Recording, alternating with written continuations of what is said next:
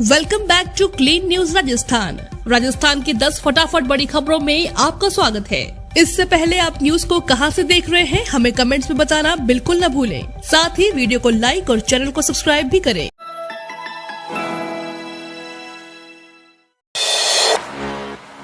Admit card पर छपा था गलत सेंटर, अलवर में कई अभ्यर्थी नहीं दे पाए परीक्षा।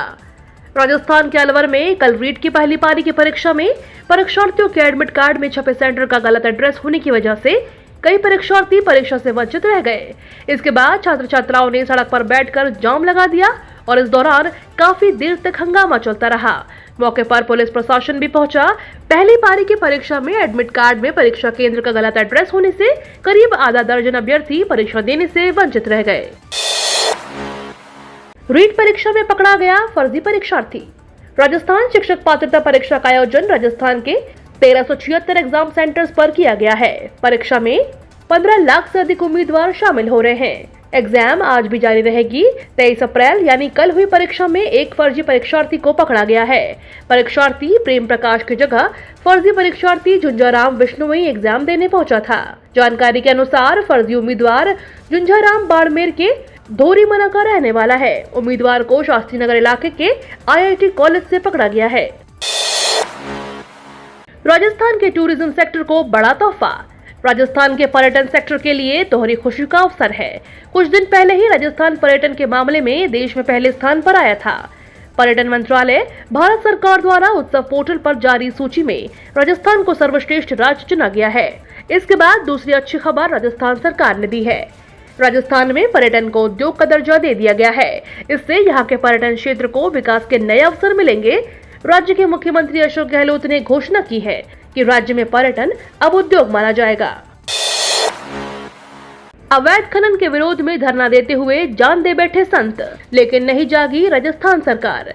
राजस्थान के ब्रज क्षेत्र में अवैध खनन के खिलाफ विजय दास 500 से ज्यादा दिन तक धरने पर बैठे रहे। 501वें दिन खुद को आग लगा ली थी, जिससे वो गंभीर रूप से झुलस गए थे और उन्हें स्थानीय अस्पताल में भर्ती कराया था। हालत गंभीर होने के बाद उन्हें जयपुर के SMS अस्पताल और फिर दिल्ली के सफदरगंज अस्पताल को लेकर गया था, जहां उनकी मौत हो गई। सिस्टम की लापरवाही से किसानों को नुकसान।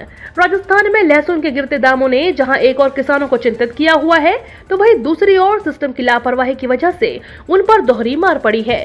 दरअसल केंद्र सरकार ने राजस्थान में लहसुन के गिरते दामों के कारण किसानों से लहसुन खरीदने के लिए 1.5 महीने पहले बाजार हस्तक्षेप योजना के तहत सरकारी खरीद की घोषणा की थी, लेकिन राज्य स्तर पर बजट के लिए फाइल इधर उधर घूमती रही और आखिरकार खरीद की अंतिम तारीख निकाली गई।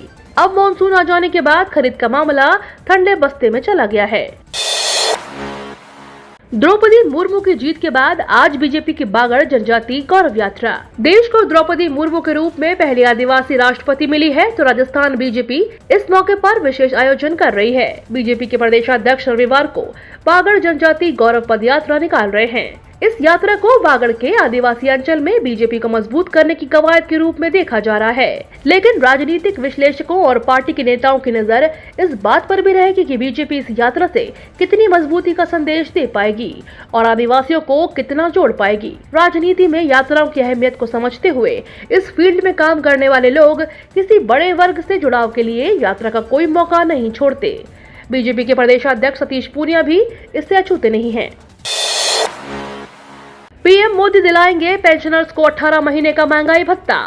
18 महीने के DA एरियर जारी करने में हो रही देरी को लेकर पेंशन भोगियों की एसोसिएशन ने पीएम नरेंद्र मोदी को पत्र लिखकर मामले में हस्तक्षेप करने के लिए कहा है।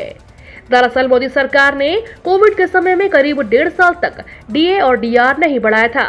वैसे सरकार साल में 2 बार DA बढ़ाती है, लेकिन ऐसा पहली बार हुआ है। सरकार ने जनवरी 2020 से जून 2021 तक DA नहीं बढ़ाया। कर्मचारी इसी DA को लेकर मोदी सरकार से मांग रहे हैं। अगर पीएम मोदी इस मामले में हस्तक्षेप करते हैं तो DA एरियर का पैसा जारी किया जा सकता है, तो इससे देश भर के लाखों केंद्र सरकार के कर्मचारियों और पेंशन भोगियों को बड़ी राहत मिलेगी।